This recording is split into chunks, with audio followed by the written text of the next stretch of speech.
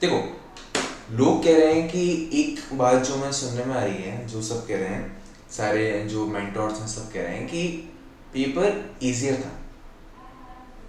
ध्यान से सुनिएगा, सब कह रहे हैं कि पेपर इजियर था, but it was easier than CAT 23। Okay, okay, it was easier than CAT 23, but it wasn't easy in its absolute terms. मतलब कि अगर हम 2021, 22 या फिर 20 का पेपर उठा के देखें और इससे कंपेयर करें इस वाले पेपर को, तो ये कहीं ना कहीं ये उससे तो ज़्यादा लेवल था डिफिकल्टी का। ऑल तो 2023 से अच्छा था। 2023 में बहुत कम क्वेश्चन थे जो डुएबल थे। बहुत सारी जगह ऐसा था कि स्टूडेंट फंस रहा था, इनफैक्ट जो मेंटर्स थे वो तक फंस रहे थे। लेकिन 2024 का पेपर ऐसा था कि उसमें कुछ चीज़ें डुएबल थी, है ना। बहुत सारे क्वेश्चंस थे जो इजी इजी क्वेश्चंस थे, कि गेट टू वाले क्वेश्चंस थे। लेकिन इस जो लास्ट ईयर का पेपर था वो था एक एपिटॉमिक पेपर, कि भाई ये पेपर तो एकदम बहुत माइंड ब्लोइंग पेपर था।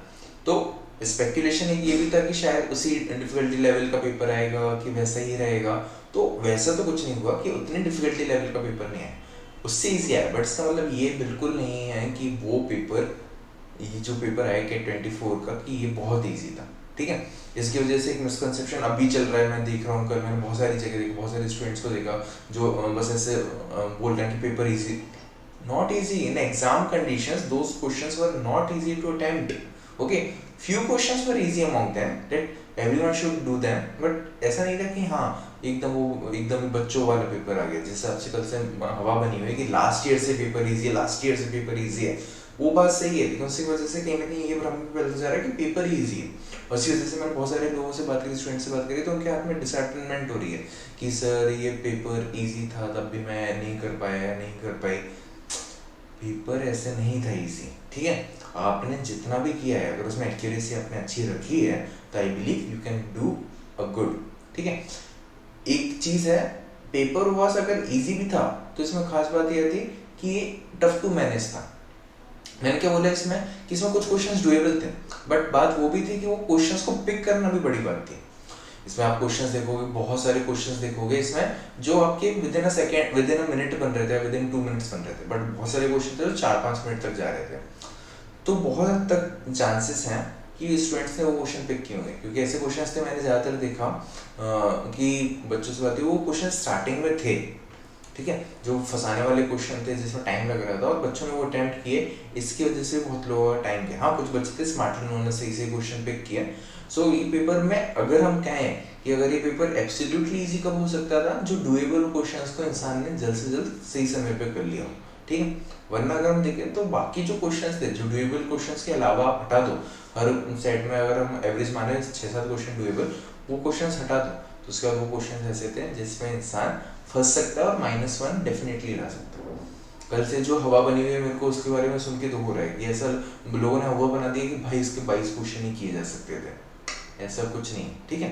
क्वेश्चन पेपर इजी था, बट सिर्फ 2023 के मुकाबले उससे ज़्यादा नहीं था। हाँ, एक चीज़ में पेक्यूलर है जो सबसे एग्री कर रहा हूँ, कि LRDI सॉफ्टवेयर साइड पे था। LRDI में जो चेंजेस हुए उसकी वजह से पेपर थोड़ा सॉफ्टवेयर साइड पे था। हाँ, तो उससे पहले एक और चीज़ मैं बताना चाहूँगा कि इस साल पेपर में IIM कलकत्ता ने सरप्राइजेस दिए हैं, जो कि नेचर है हर IIM का कुछ ना कुछ सरप्राइज देना। लास्ट ईयर उन्होंने टफ पेपर बना दिया था, इस साल उन्होंने नंबर ऑफ क्वेश्चन चेंज कर दिए। इस साल नंबर ऑफ क्वेश्चन थे 68। ओके, इस साल नंबर ऑफ क्वेश्चन थे 68, 24 in VRC, 22 in DILR and again 22 in quants। ठीक है, तो DILR में कैसे रहते क्वेश्चन इस बार, 4-4-4 3 sets and then 5-5 2 sets। And in English the major change was that parajumbles नहीं था। That was a bonus, that was a brownie point for everyone, क्योंकि ज़्यादातर मैंने देखा है कि पैराजम्बल्स ऐसी चीज़ होती है कि जिसमें इंसान का आंसर बहुत स्लाइटली गलत हो जाता है। लाइक आंसर 4-2-3-1 है, स्टूडेंट 4-2-1-3 मार्क कर देता है और वो गलत हो जाता है, तो उसमें बहुत रिग्रेट करते हैं कि सर इसमें एक्यूरेसी नहीं है, मैम इसमें एक्यूरेसी नहीं है। तो बहुत सारे स्टूडेंट्स को ये दिक्कत होती है। बट कल के पेपर में पैराजम्बल नहीं थे, क्वेश्चन 8 थे BA के, ठीक है। उसमें जनरली 2 आपके ऑड वन आउट थे, 3 सेंटेंस कंप्लीशन और 3 आपके पैरा समरीज थी, ठीक। तो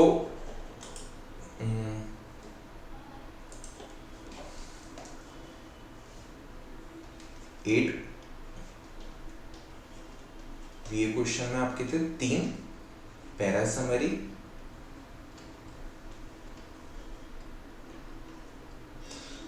3 आपके सेंटेंस कंप्लीशन,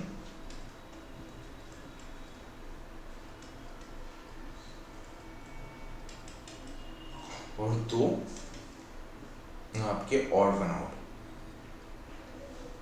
ये थे।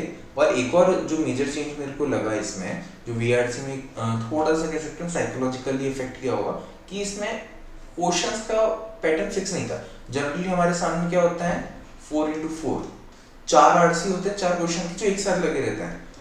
लेकिन इस साल क्या था कि पहले उन्होंने कहीं हो सकता है पैरा जंबल ये पैरा समरी डाल दी, फिर एक RC डाल दिया, फिर उसके बाद उन्होंने वापस 2 ऑड वन आउट के क्वेश्चन डाल दिए। तो इस साल ऐसा था, पेपर पैटर्न थोड़ा शफल था। इसकी वजह से क्या हो रहा था, जो लोग स्ट्रेटेजी बना के गए थे कि हमें RC करना है, ये करना है, तो उसकी वजह से थोड़ा सा साइकोलॉजिकल इफेक्ट पड़ा होगा कि ये क्वेश्चन पहले आ गया बाद में आ गया, उसको टैकल करने के लिए रेडी नहीं रहे होंगे। But that was minute change I believe, कि थोड़ा क्वेश्चन पैटर्न जंबल हो जाने से इतना असर नहीं पड़ना चाहिए। बट अगर हम पहले VRC की बात करें, हम पहले VRC सेक्शन की बात करते हैं, तो VRC सेक्शन का अभी तक जितना मैंने पेपर देखा और जितना सुना, तो VRC सेक्शन ज्यादातर माना जा रहा है कि it was a bit on moderate side. Question doable readable थे, बट उसके ऑप्शंस अगेन वेरी क्लोज थे, तो वो श्योरिटी नहीं पे आ रही है कि एक्यूरेसी कितनी रहेगी, या सर हमने मार्क किया वो सही है कि नहीं है। ऑल्दो VRC में VA का पार्ट सब कह रहे हैं कि सर हाँ इजी साइड पे था, डूएबल था, हाँ सर कर पा रहे। RC में लोगों का कहना है कि थोड़ा ट्रिकी है, डाइसी सिचुएशन है, तो वहां थोड़ा इशू है। बाकी ठीक है, VRC वाज लाइक मॉडरेट, और कह सकते हैं आप थोड़ा मॉडरेट टू डिफिकल्ट जोन में भी डालना चाहें तो डाल सकते हैं, कि तब ऑप्शंस क्लोज होते हैं ना, तो आपकी एक्यूरेसी गिरने का चांस होता है। तो मेरे को तो कहीं ना कहीं कहूंगा मैं इसको मॉडरेट पे भी नहीं, मॉडरेट टू डिफिकल्ट, क्योंकि एक बार पैसेज इजी हो गया तो आपको लगता है कि आपने पैसे समझ लिया, आप सही कर दोगे, लेकिन क्या होता है वो इतने चालाकी तरीके से ऑप्शंस इतने क्लोज मार्क करते हैं, जो आपके साथ मॉक में भी होता होगा, आपने कोई से 2 एलिमिनेट कर दिए, 2 आपके बचे, तो इसमें भी 2 बच रहे होंगे डेफिनेटली, बट वो 2 इतने क्लोज रहे होंगे कि आपको चूज करने के लिए बहुत समय लगा होगा, या फिर बहुत हद तक आपकी एक्यूरेसी गिरी होगी। तो हो सकता है इसकी वजह से हो सकता है कि इस साल जो स्टूडेंट्स का जो VRC में स्कोर हुआ है, वो हो सकता है कि थोड़ा बहुत या तो लास्ट ईयर जैसा रहे या फिर ड्रॉप हो जाए। तो उसकी मेरे को लग रहा है कि चांसेस हैं कि VRC हमेशा वो सरप्राइजिंग फैक्टर रहता है, किसका वो कुछ पता नहीं रहता कि कैसा रहेगा क्या नहीं रहेगा, तो डेट्स अ डिफरेंट थिंग। इसके अलावा अब अगर हम बात करें सेकंड सेक्शन था आपका DILR की हम अलग से बात करते हैं। सेकंड सेक्शन था DILR इस बार DI इंटेंसिव था, ज्यादातर सेट जो रहे थे आपके कैलकुलेशन टेबल्स इन सब के अराउंड रिवॉल्व किए थे। तो DI के ज्यादातर सेट कैसे थे, 4 4 4, और LR के ज्यादातर कैसे थे, 5 5, ठीक है। इनका लेवल इजी टोन में था, और स्पेशली मैं बात करूं स्लॉट 1, जो भी स्लॉट 1 में गया था, दोज वर लकी 1, मैंने उसकी सेट तक उठा के देखे तो ऐसे सेट थे कि बस डेटा उठाओ रख दो, डेटा उठाओ रख दो, तो ऐसे सेट रहे थे। तो स्लॉट 1 या 2 या 3 किसी का भी देखो, स्लॉट 2 का थोड़ा DILR में कहूँगा हाँ थोड़ा चैलेंजिंग साइड पे था, उसमें इतना एकदम डायरेक्ट चीज़ें नहीं थी, डायरेक्ट इन्फरेंस नहीं थे, वो चैलेंजिंग था। और स्लॉट 3 का भी ओकेश था, but slot 1 was very easy. हाँ स्लॉट 1 के मैंने अभी तक सुन रहा हूँ 15 अटेम्प्ट, 14 अटेम्प्ट, 12 अटेम्प्ट, तो लोग 10 अटेम्प्ट से ऊपर ही गए, ठीक है। लेकिन इसका मतलब ये नहीं कि इजी है तो इनके स्कोर ज़्यादा हैं, ठीक है। हो सकता है कि अगर आप स्लॉट 1 में हो तो नॉर्मलाइजेशन से आपका स्कोर थोड़ा लो डाउन हो जाए, और अगर आप स्लॉट 2 में हैं तो आपका स्कोर थोड़ा अप स्केल हो जाए, तो उससे इतना फर्क नहीं पड़ेगा। ऑल्दो कैट उस चीज़ को अकाउंट में लेगा, it will look into the matter. लेकिन जो DI के थे इस बार, जो हमने माना था कि DI इंटेंसिव होगा, क्योंकि IIM कैलकाटा बना रहा है, वो बात सही रही, ठीक है। उसमें कोई झूठ नहीं रखी, हाँ DI इंटेंसिव था, उसने चेक करी आपकी एनालिटिकल एबिलिटी, गुड। LR के सेट थे 5-5 के दिए, those were but tough to do, ठीक है। मतलब उसने 5-5 के दी, 5-5 में इजी नहीं रखे, उन्होंने थोड़े मॉडरेट से डिफिकल्ट के बीच में रखे, ठीक है। तो स्लॉट 1 का मैं कहूँगा कि काफ़ी इजी रहा। तो स्लॉट 1 में जो लोग हैं उनके लिए अच्छी बात है, हैप्पी टू डू कि हाँ आप सेट कर पाए, ठीक है। तो वो अच्छा रहेगा आपके लिए। और उसके बाद थोड़ा बस ध्यान रखना नॉर्मलाइजेशन होगा, और स्लॉट 2 वाले दुखी ना उनका नॉर्मलाइजेशन से बढ़ेगा। फिर उसके बाद हमारा अगला सेक्शन जो सबसे ज़्यादा बातचीत होती है जिसकी है, वो है आपका कॉन्स।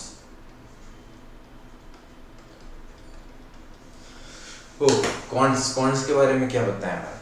कॉन्स से सबसे ज़्यादा सबको डर लगता है, और इस साल का कॉन्स कहीं ना कहीं मैं कहूँगा क्वेश्चंस इसमें इजी थे, बट कुछ certain number of questions, 4-5 easy, 5-6 easy, ऐसे हर स्लॉट के हिसाब से अलग अलग थे। इजी क्वेश्चंस थे बट कुछ ही थे। उसके बाद उन क्वेश्चंस को आप हटाने जाओ तो उसके बाद जो क्वेश्चंस है वो चैलेंजिंग थे, ठीक है। लास्ट ईयर बस ये हुआ था कि लास्ट ईयर वो इजी क्वेश्चन ढूंढना भी मुश्किल था, कि थे ही नहीं, क्योंकि तकरीबन ना के बराबर थे, 1 या 2 इजी क्वेश्चन मान लो।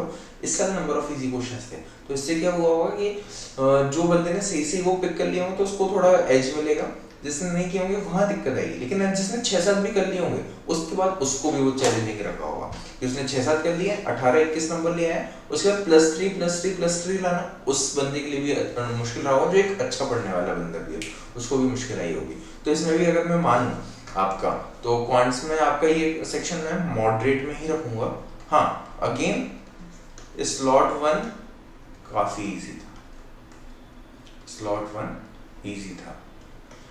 स्लॉट 2 मैंने वापस बात करी तो ये थोड़ा सा इसमें चैलेंजिंग था, ठीक है। और स्लॉट 3 का भी मैं कहूँगा, उसका तो स्लॉट 3 का आई थिंक सबसे इजीएस्ट में रखूंगा, लेकिन वो डिबेटेबल है कि स्लॉट 1 इजी था या स्लॉट 3 का कौन सी इजी था।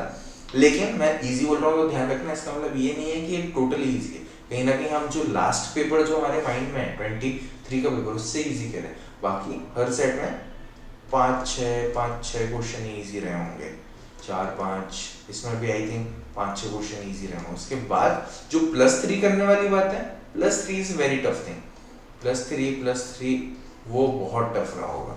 उसके बाद क्वेश्चन ढूंढने में भी लगा होगा कि कौन सा करें कौन सा ना करें, किसमें -1 होगा कि नहीं होगा। और DILR में अगर हम देखें तो DILR में अगर नंबर ऑफ अटेम्प्ट्स की बात करें तो जहाँ तक मेरा अभी तक एनालिसिस रहा है तो 12 से 15 एक एवरेज रेंज रही है। आपकी रेंज अगर इसमें है तो अच्छी बात है, लेकिन इम्पोर्टेंट क्या है, एक्यूरेसी। Accuracy is important. लेकिन अगर आपके अटेम्प्टेड 10-12 ऐसी भी है लेकिन आपकी एक्यूरेसी हाई है तो भी अच्छी बात है, आप अच्छा स्कोर करेंगे।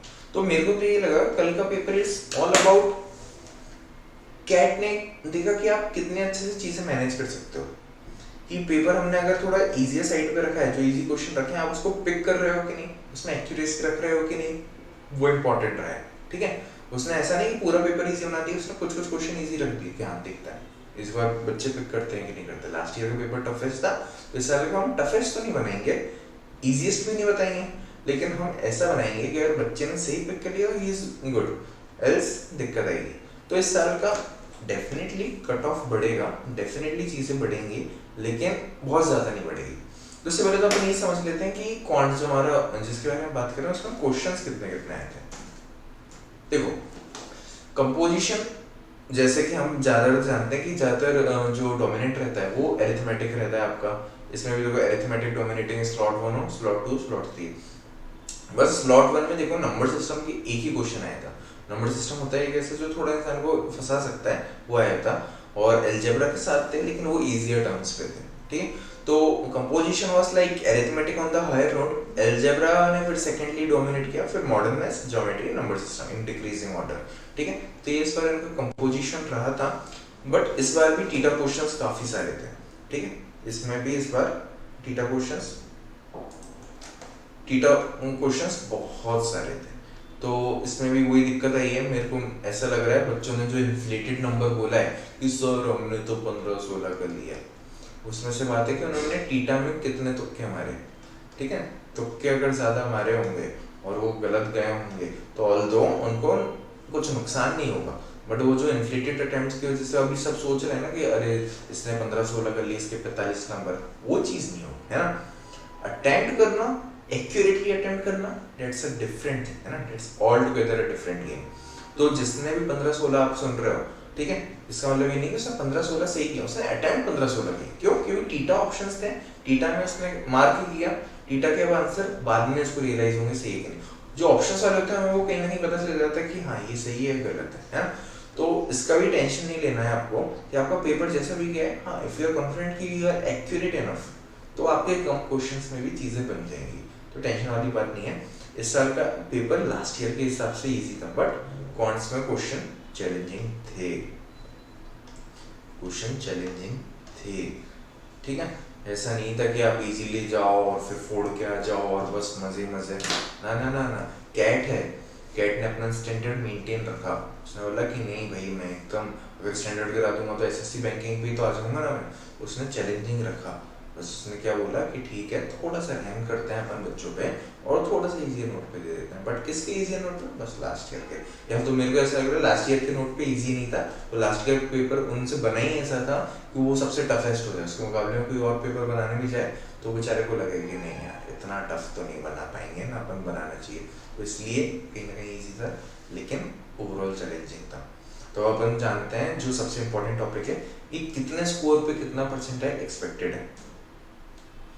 तो देखो मेरे हिसाब से लास्ट ईयर के परसेंटाइल और इस ईयर के परसेंटाइल में चेंज आएगा, ऑफ कोर्स पेपर थोड़ा एलआरडीए में उन्होंने इजी कर दिया, तो ऑप्शन ज्यादा रख दिया आपके पास, तो नंबर ऑफ क्वेश्चन चेंज हो गए, तो ज्यादा से ज्यादा 2-3 क्वेश्चन का अंतर आएगा, ठीक है, ज्यादा नहीं आएगा। जैसे लास्ट ईयर 90 परसेंटाइल की बात करें, 90 परसेंटाइल था 45 पे, है ना, कितने पे था? 45 पे।